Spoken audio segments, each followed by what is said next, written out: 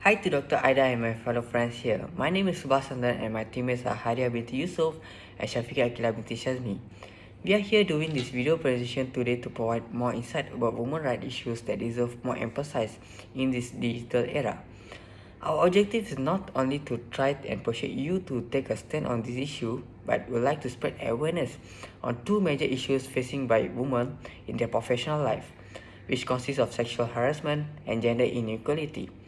This paper will mainly focus on debating women's rights, emphasizing sexual harassment and gender inequality in the aspect of employment and education. Attaining equality between women and men and eliminating all forms of discrimination against women are fundamental human rights. Women around the world regularly suffer a violation of their human rights throughout their lives. Realizing human rights has not always been a priority for women. Achieving equality between women and men requires a comprehensive understanding of the ways in which women experience discrimination and denied equality. Living in the hyper-connected world, issues regarding women's rights, particularly in the aspect of sexual harassment and gender inequality, happen aggressively around the world. As stated by Holly Curl in a study on the sexual harassment and assault, she discovered that females reported up to 81% involved in sexual harassment and assault. On the other side, gender discrimination is said to be common in the organization according to latest research conducted by Catalyst in February 2021. For instance, 24% of women are more likely to be fired than men based on a research paper of employment and income trends in a few countries. This movement calls for energizing new efforts and focusing on strengthening on women movement to help lead the charge for social change on the most pressing issues of our time. To argue more about sexual harassment, I will pass to Shafika Akila. Hi, Assalamualaikum and good day everyone. I am Shafika Akila binti Shazmi. We'll be talking about premise 1, which is sexual harassment. Sexual harassment can be divided into two, which are sexual coercion and sexual annoyance. In the aspect of employment, sexual coercion indirectly gives an impact on the victim's work status that involves the act of applying physical or psychological pressure to the employees to induce sexual cooperation. This issue will give an impact of sexual assault towards the victim, for instance, increased absenteeism of the victim due to the nervousness and depression. Meanwhile, sexual annoyance is a term used to describe sexual-related behavior that is aggressive to the victim but has no direct relation to job. However, according to Gila Bronner, sexual annoyance is frequently happen in workplace rather than sexual coercion. Verbal harassment is the most common form of workplace harassment. Unwelcome verbal or visual comments that offend someone based on their gender to escalate negative emotion is the example of verbal harassment. Verbal harassment accompanied by physical, psychological, and non-verbal sexual harassment. Physical harassment in the aspect of employment includes situations in which an individual makes an unwelcome sexual advance towards an employee or requests sexual favors from the employee. For example, if an employee touches an employee inappropriately or creates intimidating physical situation for the employee, such as trapping the employee in a doorway or corner, the employee likely has engaged in physical harassment. Next, psychological harassment that has negative impact on person's psychological well-being, where the victim feels belittled on a personal level, professional level, or both. Psychological harassment in the workplace, for instance, discrediting or spreading rumors about the victim or isolating or denying the victim's presence. Moving forward to the nonverbal harassment, it is an overt behaviors and remarks such as making verbal gestures that is specifically or indirectly suggest insinuate sexual acts. That is one of the example of uninvited behavior that explicitly express sexual desires or intentions toward another person. According to Suhaila from University Kebangsaan Malaysia, women with attractive body figures and friendly personalities are more likely to be sexually harassed at work. There are several ways to overcome this problem based on few articles I have read, which ensure the offenders receive heavy punishment, such as facilitate the award of significant punitive damages that are proportional to the gravity of crime. Furthermore, the employee should be required by law to adopt a comprehensive anti-harassment policy as well as clear and usable grievance procedures, and to include harassment education and training. Psychologists in the organization can play a vital role in promoting a positive organizational approach to prevention as well as providing information and training to businesses and organizations. The other solution is the unemployment compensation laws need to do some amendments to ensure that women who leave their jobs due to discrimination are compensated. The last step is to extend the time limit for filing a sexual harassment complaint also could be one of the ways to solve this issue. According to psychological studies on victim behavior, the inability to come forward and the frequent detrimental effects of doing so. That's all from me. Thank you. I will pass the presentation to Hairia.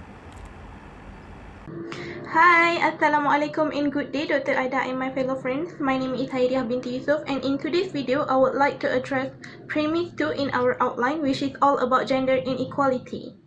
So gender inequality can be defined as circumstances where women and men are not treated equally and are not given the same opportunities due to one's gender. In our outline, we had divided this topic into 3 main arguments consisting of what causes gender inequality, consequences of gender inequality, and initiatives to achieve gender equality. So what causes gender inequality? Based on our research, culture plays a vital part as one of the factors causing gender inequality. In India, a woman is dictated and monitored by their male family members the moment they are born until the end of their life. A woman can't even live her own life freely, as she can't possess any assets of her own, can't displace her husband, have to take care of her husband's needs, handle and be responsible for the housework and children, as she would be held in violation of her wifely duties, all the while subduing her own needs, thought and actions.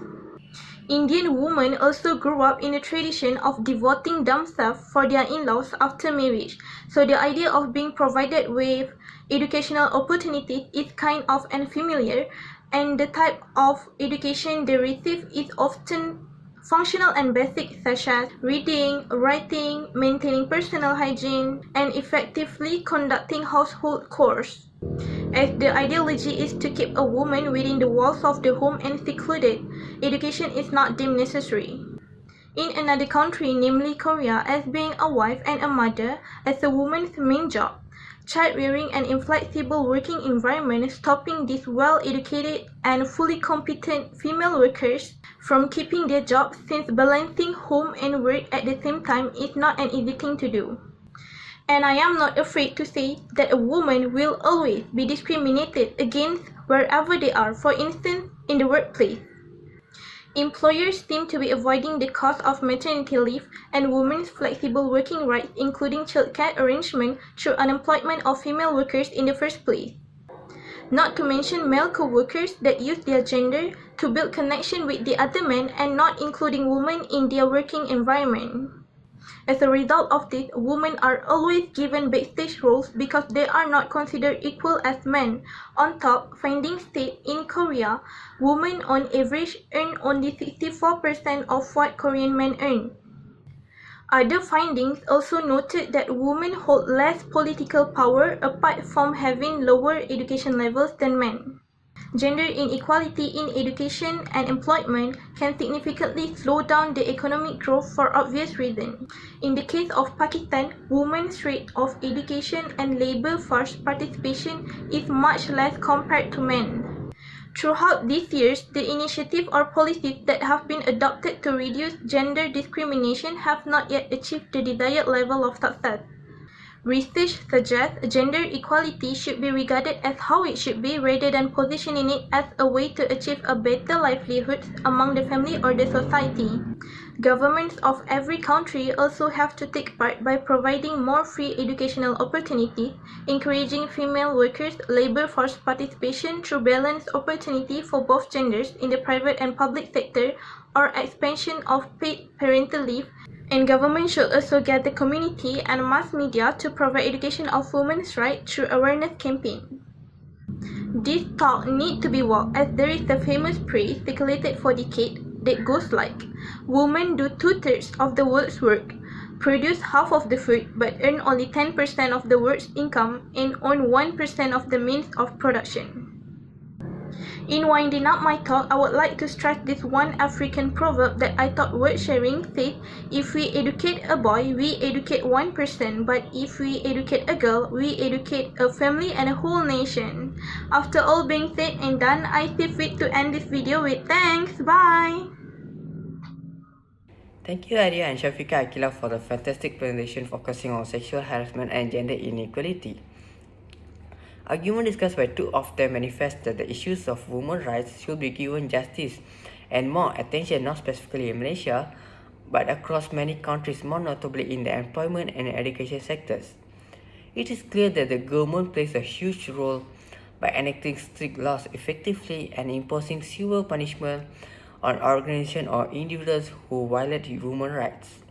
Numerous organizations worldwide, including the United Nations, had been addressing women's human rights, and much progress has been made in securing women's rights across the world in recent decades.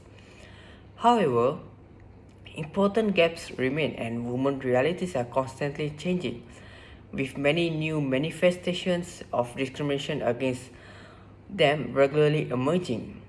Some groups of women face additional forms of discrimination based on their age, ethnicity, nationality, religion, health status, education, marital status, disability, and socio-economic status, among the grounds.